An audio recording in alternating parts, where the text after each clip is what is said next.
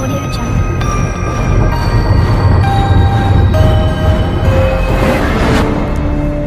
Audio Jungle. तो कैसे आप सब। इस टुडेस टॉपिक टैक्सोनॉमिकल हियरार्की, वर्ग की पदानुक्रम। वर्ग की पदानुक्रम एक हमारा टॉपिक बनता है ना। इसके पीछे जो टॉपिक हम लोग पढ़े हैं तो आप उसका अगर नहीं पढ़ेंगे तो इस वीडियो में उसका डिस्क्रिप्शन में मैं उसका लिंक दे रहा हूँ, उस वीडियो में आप पहुँच पाएंगे, है ना। तो आज का टॉपिक है पदानुक्रम। ये पदानुक्रम है क्या? किसी भी चीज़ को हम लोग एक निश्चित क्रम में लगाते हैं ना। तो कैसे लगाते हैं भाई, ये पदानुक्रम को माध्यम से हम लोग समझेंगे। तो पदानुक्रम वह प्रक्रिया है जिसमें जीव को उनके गुण और विकास के आधार पर, गुण मतलब अब इसी को बताता हूँ कि ये एक मनुष्य है ना। हम सब मनुष्य हैं, मैं भी हूँ, है ना। और एक मेढक है ना। तो मनुष्य है, उसको हम लोग मनुष्य वर्ग में रखेंगे उसके गुण देखकर, और मेढक है उसको मेढक वर्ग में रखेंगे, है कि नहीं। तो पदानुक्रम वह प्रक्रिया है जिसमें जीव को उनके गुण और विकास के आधार पर एक निश्चित श्रृंखला के अंतर्गत विभिन्न समूहों में व्यवस्थित करने की प्रक्रिया पदानुक्रम कहलाती है ना। अब मनुष्य को पदानुक्रम कर देंगे हम, आ जाए, है ना। तो ये मेढक को छोड़िए, तो मनुष्य को बताना पड़ेगा ये कौन से जगत वाला है जीव है ना। इसके वंश कौन है, इसके जाति कौन सी है, सबको बताना पड़ेगा। तो उसको हम लोग निश्चित एक श्रृंखला में से लिखेंगे, लाइन से, है ना। तो वही श्रृंखला में व्यवस्थित करने की जो प्रक्रिया है वही प्रक्रिया कहलाती है पदानुक्रम। क्या कहलाती है? पदानुक्रम, है ना। तो पदानुक्रम क्या है ये तो क्लियर हो गया। अब पदानुक्रम का मैं एक उदाहरण दे रहा हूँ, ठीक है। उदाहरण मैं देता हूँ किसका? मनुष्य का। चल मेढक का दे देते हैं, है ना। मेढक का देते हैं। तो मेढक का जो पदानुक्रम है किस तरह से होगा, है ना। तो देखते हैं एक लाइन से कि हम लोग कहाँ से जाएंगे, है ना। यहाँ देखिए, यहाँ मैंने बहुत सारे नाम लिख रखी है। एक तो है जगत, संघ, वर्ग, गण, कुल और ये वंश, jeans, family, order, class, phylum and kingdom, है ना। तो इसी के आधार पर हम लोग, ये मेढक है, इस मेढक का हम लोग पदानुक्रम निश्चित करेंगे। तो देखिए मेढक का पदानुक्रम में देखते हैं ना। तो मेढक के पदानुक्रम में शुरुआत यहाँ से होती है, नीचे से। एक्चुअली में हम लोग लिखे यहाँ से है, लेकिन ये उल्टा है। एक्चुअली में जब भी हम लोग पदानुक्रम, जैसे मेढक का पदानुक्रम, तो सबसे पहले हम लोग क्या लिखेंगे? जगत। क्या लिखेंगे? जगत, जिसको मैंने नीचे में लिखी है। ये क्यों लिखा है वो इन्हीं के आधार पर मैं बताऊंगा, है ना। तो पहले हम लोग चलते हैं जगत में। किस में चलते हैं? जगत में, हाँ। तो जगत, बहुत सारा जगत है, 5 जगत है हमारे पास, है ना। वो आप लोग पिछले क्लास में पढ़ चुके होंगे। हमारे पास 5 जगत है ना।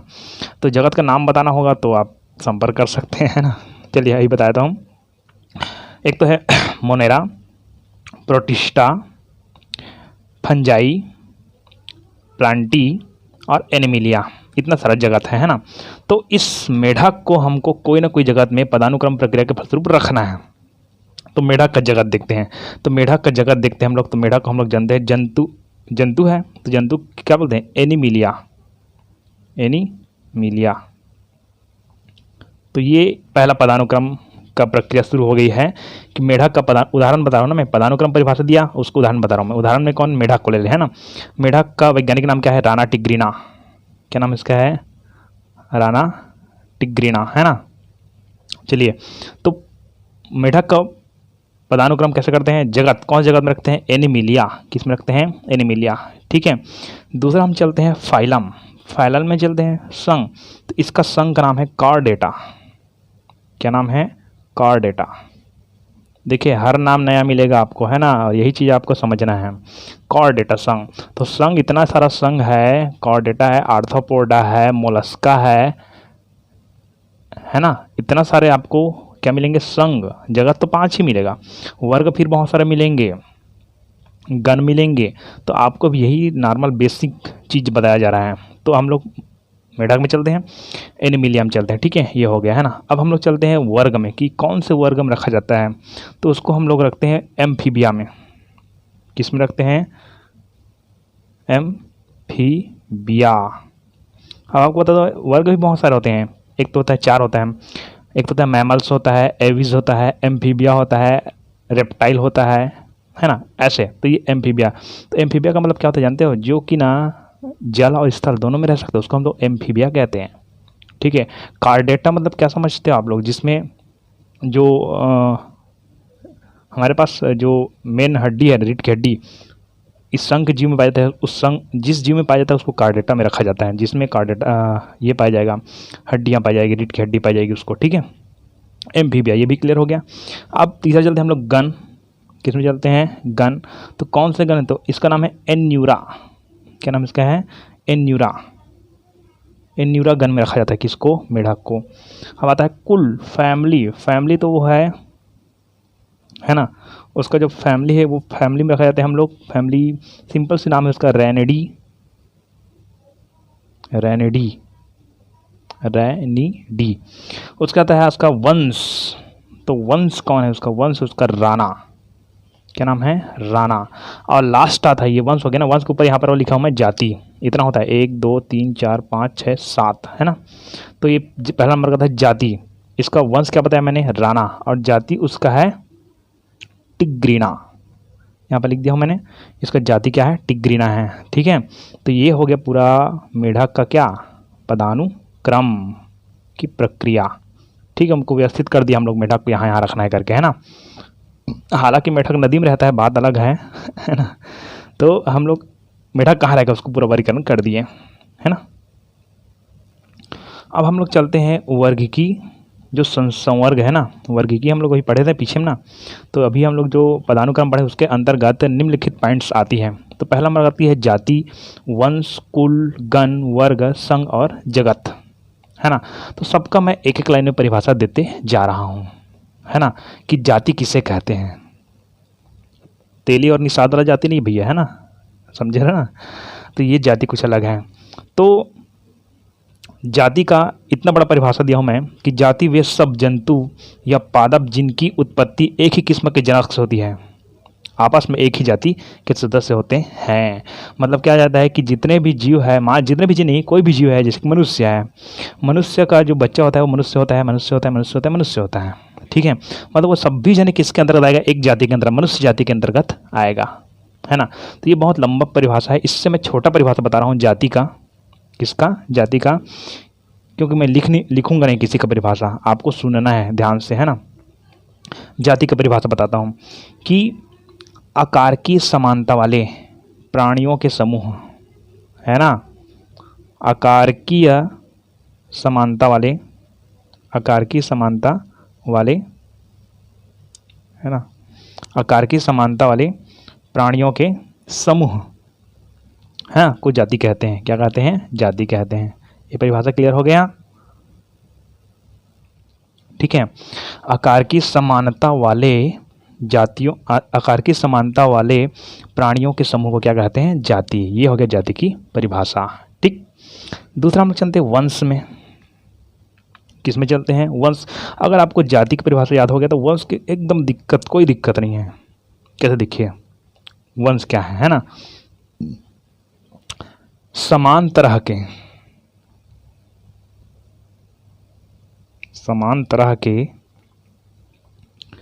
जातियों का समूह।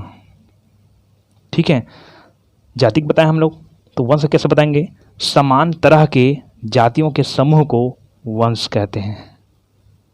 क्लियर हो गया, समान तरह के ये जो जाति है उस जातियों के समूह को वंश कहते हैं। एक लाइन में परिभाषा कंप्लीट।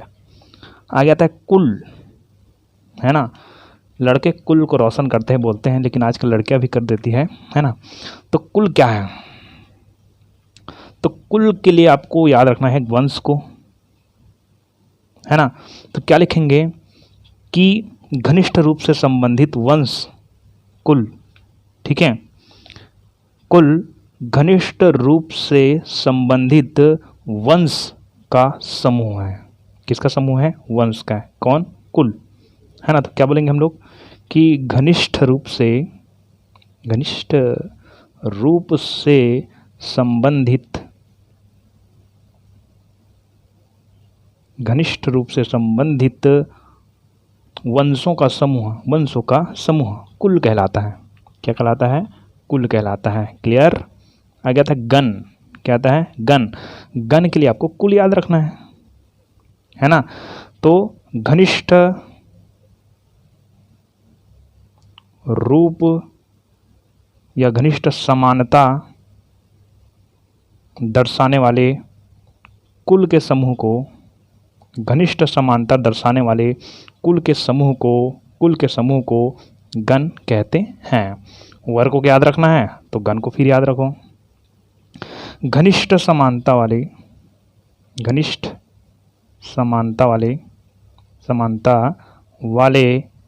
गण के समूह को, वर्ग का लिख रहे हैं हम लोग ना, तो गण के समूह को क्या कहते हैं? वर्ग कहते हैं। क्लियर हो रही है? संघ को आपको लिखना है तो किसको याद करो भाई? वर्ग को याद करो। समझ रहा है?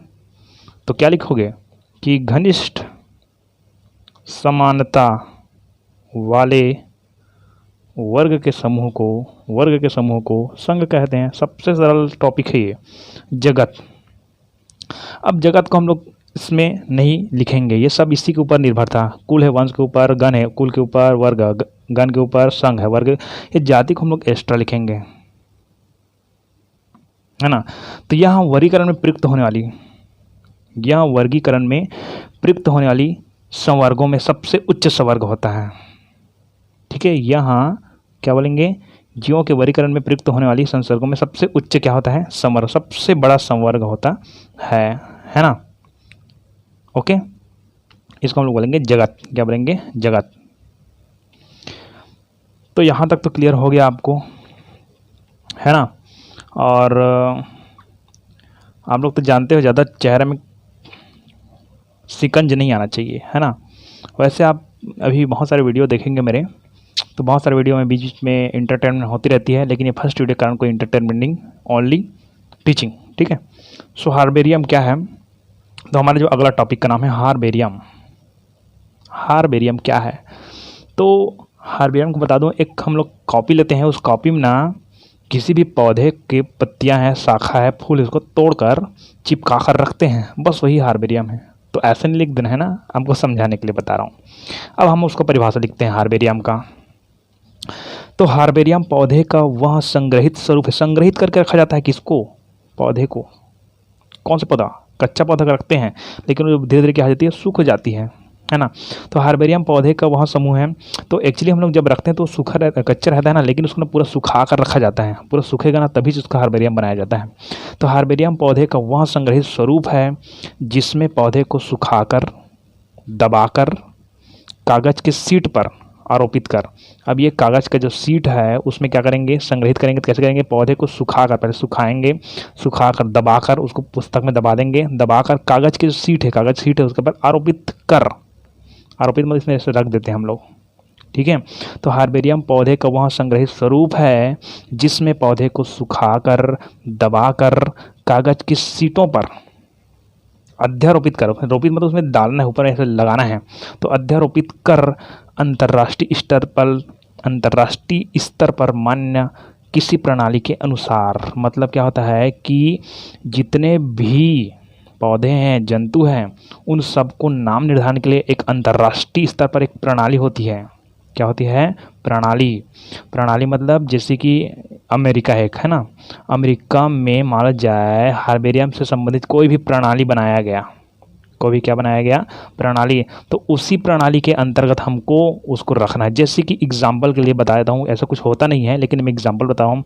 मान लो जाए लाल पुष्प वाले पौधे को, है ना, लाल पुष्प वाले पौधे को हम लोग एक पेज में रखते हैं, हरे पौधे वाले को 2 पेज में मिलकर रखना है, ऐसा कोई नियम बना दिया, ऐसा होता नहीं है ना। क्या समझाने के लिए बता रहा हूँ कि लाल पुष्प वाले को 1 पेज में रखना है और हरे पुष्प वाले को, पुष्प हरा नहीं होता है लेकिन कुछ पुष्प ऐसे जो नीला होता है, तो नीला पुष्प को 2 पेज में रखना है, ऐसा कोई नियम बना दिया, ऐसा कोई प्रणाली बना दिया, तो उस प्रणाली का हमको क्या करना पड़ेगा?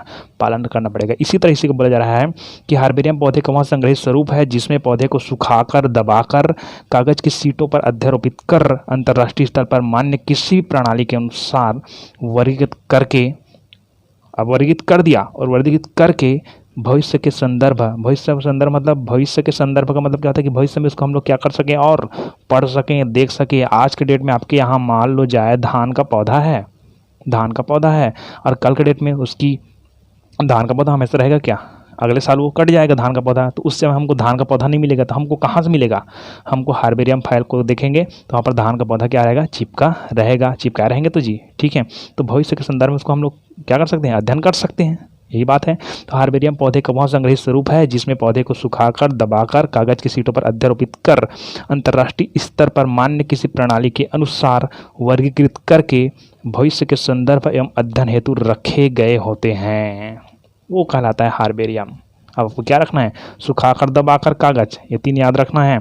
सीटों पर अध्यारोपित कर दिया जाता है और अंतर्राष्ट्रीय स्तर पर किसी मान्य प्रणाली के अनुसार वर्गीकृत करके, वर्गीकरण करेंगे उसको, वर्गीकृत करके भविष्य के संदर्भ एवं अध्ययन हेतु रखे जाते हैं या रखे गए होते हैं, उसे हम लोग बोलते हैं हार्बेरियम।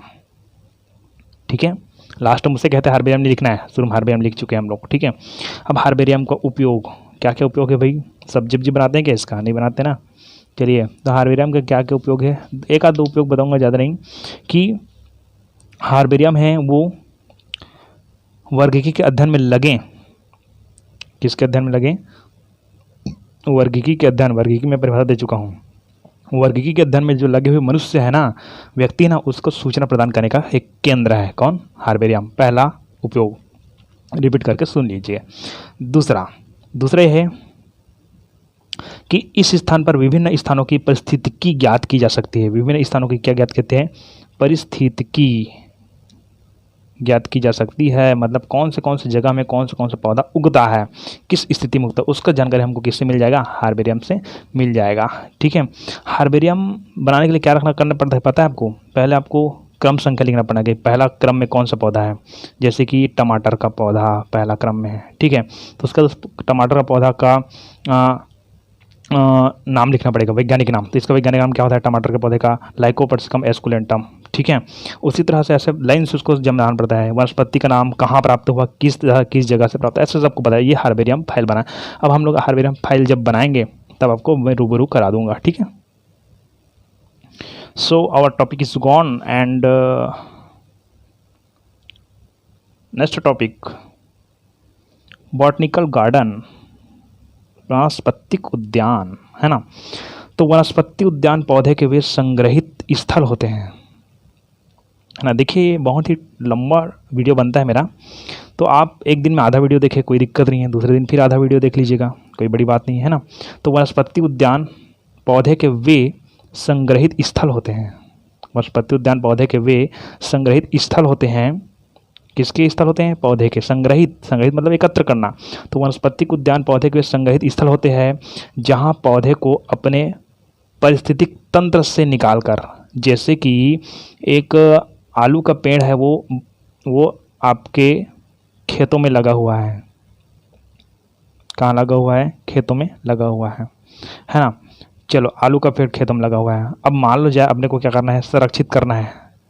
अच्छा, जंगल में जाएंगे, आलू को छोड़ो अब, है ना। अगर कोई जंगल में जाएंगे तो वहाँ पर एक तुलसी का पेड़ है। किसका पेड़ है? तुलसी का पेड़। तो जंगल में कोई तुलसी का पेड़ को देखेगा क्या? नहीं देखेगा। तो क्या करते हैं? उस तुलसी के पेड़ को पकड़ कर लाते हैं और अपने घर में उसको संग्रहित कर देते हैं। मतलब उसके प्राकृतिक पारिस्थितिक तंत्र से निकाल कर कृत्रिम रूप से मानव निर्मित को क्या बोलते हैं हम लोग? कृत्रिम रूप बोलते हैं। तो यहाँ कहाँ से लाकर? पारिस्थितिक तंत्र से लाकर घर में रखेंगे, और घर में रखेंगे तो उसको ना प्राकृतिक वातावरण प्रदान करेंगे। मतलब उसको देंगे कि ये जो तुलसी है उसको ना जंगल में जो खाद्य पदार्थ, खनिज पदार्थ मिलता था, वही खनिज पदार्थ हम लोग यहाँ भी देंगे ताकि वो मरे ना। ये जो पेड़ है वो मरे ना, सॉरी, ये पौधा है वो क्या है? मरे ना। तो इसका जो जंगल में जो खान पान था, खनिज को खाता है ना, खाना तो नहीं खाता है, ठीक है, खनिज है, पानी है, ये सब मिलता था, उसको हम लोग कहाँ देंगे? घर में ही देंगे। तो क्या रहेगा? जीवित रहेगा। तो उस जगह एक तुलसी का पौधा किया और दूसरा पौधा, ऐसे पौधे लाते लाते पूरा घर में एक प्रकार से पूरा बहुत सारे ऐसे पौधे रहेंगे जो उसके प्राकृतिक वातावरण से निकालकर कृत्रिम रूप से हम लोग रखेंगे। तो वहाँ पर बहुत सारी जगह प्राप्त होगी और वहाँ पर बहुत सारे क्या होंगे? पौधे होंगे। तो वो उस तरह से एक प्रकार से क्या बन जाएगा? वो वनस्पतिक उद्यान बन जाएगा। लेकिन छोटी मात्रा में हो जाएगा ना, लेकिन वनस्पतिक उद्यान बहुत बड़ी मात्रा में रहती है, ठीक है। इनसे भी मैं केवल घर भास का उदाहरण दे रहा हूँ ना, वो तो पूरा एकड़ से भी आगे रहती है। तो वनस्पतिक उद्यान पौधे के वे संग्रहित स्थल होते हैं जहाँ पौधे को अपने पारिस्थितिक तंत्र से क्या कर देते हैं, निकाल कर कृत्रिम रूप से प्राकृतिक वातावरण प्रदान कर, कृत्रिम रूप से मतलब मानव द्वारा कृत्रिम रूप से अलग से हम लोग उसको क्या करेंगे, प्राकृतिक वातावरण प्रदान कर संरक्षित रखेंगे। बात समझिए आपको, अब संरक्षित रखेंगे तभी ना, सुरक्षित रखेंगे ना तभी क्या होगा, वनस्पतिक उद्यान कहलाएगी, है ना। और वनस्पतिक उद्यान ऐसा नहीं कि केवल घर में बन जाता है, ये बहुत बड़ा गार्डन होता है ना, ऐसा छोटा मोटा नहीं होता है, ठीक है। तो चलिए एक आध वनस्पतिक गार्डन का नाम बताता हूँ मैं। एक का नाम है रॉयल बॉटनिकल गार्डन एडिनबर्ग, कल लिख नहीं रहा हूँ मैं, सुनो ध्यान से, royal botanical garden Edinburgh, Scotland, ठीक है। दूसरा गार्डन का नाम बताता हूँ आपको, Indian botanical garden Shivpur Kolkata. 2 उदाहरण लिख दीजिएगा वनस्पति उद्यान का, ठीक है। चलिए आगे का जो पॉइंट है वो है संग्रहालय, म्यूजियम। तो इसको नॉर्मली 2-3 लाइन में चलेगा, ज़्यादा कुछ नहीं है। तो संग्रहालय पौधे एवं जंतुओं के वे संग्रहित स्थल है जहाँ प्रदर्शनी मतलब दिखाना, जहाँ प्रदर्शनीय अध्ययन मतलब पढ़ना एवं संदर्भ हेतु मतलब आगे हमको और क्या कर सकते हैं उसके ऊपर संदर्भ कर सकते हैं, है ना, ठीक है। तो संग्रहालय पौधे एवं जंतुओं के वे संग्रहित स्थल है, दोनों के ना, पौधे के भी है और जंतु के भी है, ठीक है। तो संग्रहालय पौधे एवं जंतुओं के वे संग्रहित स्थल है जहाँ प्रदर्शनी अध्ययन एवं संदर्भ हेतु पादप एवं जंतुओं को रखा जाता है। अब देखिए हार्बेरिया हम लोग पादप पर रखते थे, हार्बेरिया हम लोग किसको रखते थे, पादप में, लेकिन बड़ा बड़ा पौधा है, माजे सुकाए है एकदम मोटा वाला, नागफनी देखें क्या, अब नागफनी को हम लोग दबाकर थोड़ी रख सकते हैं ना, इसीलिए उसको हम लोग संग्रहालय में रखा जाता है। तो संग्रहालय पौधे एवं जंतुओं के वे संग्रहित स्थल हैं जहाँ प्रदर्शनी अध्ययन एवं संदर्भ हेतु पादप एवं जंतुओं को रखा जाता है। संग्रहालय में ऐसे सुकाए को रखा जाता है जिसे हार्बेरिया में रखा नहीं जाता, जिसे हार्बेरिया में रखा जाता लिखा है क्या, इसमें क्या था, नहीं, हार्बेरिया में नहीं रखा जाता, ठीक है। तो ये हो गया संग्रहालय। तो एक संग्रहालय का नाम बताता हूँ मैं, नेचुरल हिस्ट्री म्यूजियम लंदन, है ना, नेचुरल हिस्ट्री म्यूजियम लंदन, ठीक है। और देखें तो national museum of natural history Nai Delhi, Prince of Wales museum Mumbai, ये बहुत सारे म्यूजियम है, ठीक है, संग्रहालय।